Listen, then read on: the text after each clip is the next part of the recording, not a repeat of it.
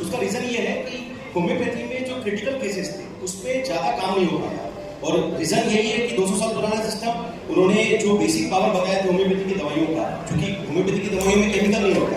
पर side effect भी नहीं होता। साइड इफेक्ट ना होने के कारण लोगों को लगता है होम्योपैथी सेफ है बट स्लो है।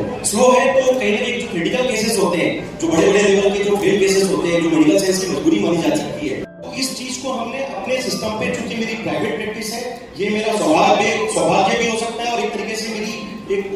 अपॉर्चुनिटी भी कह सकते हैं कि मुझे मौका मिला कि मैं पेशेंट्स के लिए डेटा मैनेजमेंट के साथ में एविडेंस बेस्ड सिस्टम को, कंसेप्ट को नया तरीके से लॉन्च करूं, जिसको मैं कुछ नए तरीके से बता सकूं। तो उसके लिए हमने क्रिटिकल केसेस में काम करना चालू किया और जिस केस में ये कहा जाता था कि होम्योपैथी काम नहीं करती है, जिस केस में ये कहा जाता है कि होम्योपैथी स्लो काम करेगी, उसमें हमने होम्योपैथी के डोज, जो कि केमिकल लेस सिस्टम के कारण सेफ सिस्टम है, उसका डोज को बढ़ाया। जब डोज बढ़ाया और उस पर एग्रेसिव ट्रीटमेंट किया तो लोगों को फायदा मिला। देख पाएंगे ऐसे ही पेशेंट जो किडनी फेलियर के पेशेंट्स होते हैं, जो कि ट्रांसप्लांट की मजबूरी में जी रहे हैं, ज्यादातर डायलिसिस कराने के लिए मजबूर है, इनको हमने करीब 21 क्रिएटिनिन के लेवल से नॉर्मल लाने के लिए ये modern homeopathy super speciality concept का फायदा दिया है। लोग आज भी बिना डायलिसिस, बिना ट्रांसप्लांट के स्वस्थ जीवन जी पा रहे हैं। ऐसे कई सर्जिकल केस जिसमें ब्रेन ट्यूमर, गॉल ब्लैडर में स्टोन, एक तरीके से बच्चेदानी में गठन, छाती में गठन, या कोई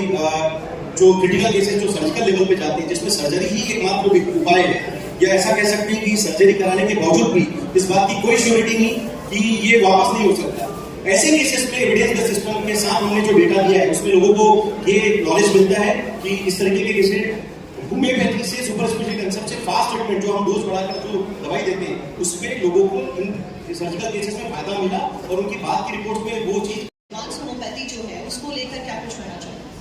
मेरा सरकार से बस एक ही निवेदन है कि चूंकि मैं इस प्रदेश का निवासी हूँ और ये जो रिसर्च है ये दुनिया के हित में बनाया गया है और बहुत ही मतलब प्रयासों के साथ, और मेरी करीब 20 साल की मेहनत है, जो इसको कहते हैं कि पहले मैं कभी एकला चला था, उस कंसेप्ट में चला था, क्योंकि जब होम्योपैथी में काम करना चालू किया था तो इतना सपोर्ट नहीं मिला, ना तो मुझे गवर्नमेंट से, ना ही मुझे प्राइवेट सेक्टर से कि होम्योपैथी में इतना ज्यादा रिसर्च को बढ़ावा मिले। पर चूंकि अब ये 20 साल की मेहनत है, पेशेंट्स का डेटा हमारे पास है, इसलिए हम अब इस मुद्रा में आ चुके हैं कि हम आपको अपनी बातों को बता सकें, वेरीफाई कर सकें और साबित भी कर सकें। तो गवर्नमेंट से ये निवेदन है कि आप हमारी बातों को WHO तक पहुंचाने में हमारी मदद करें, आयुष डिपार्टमेंट से, खास करके मध्य प्रदेश हेल्थ गवर्नमेंट से। और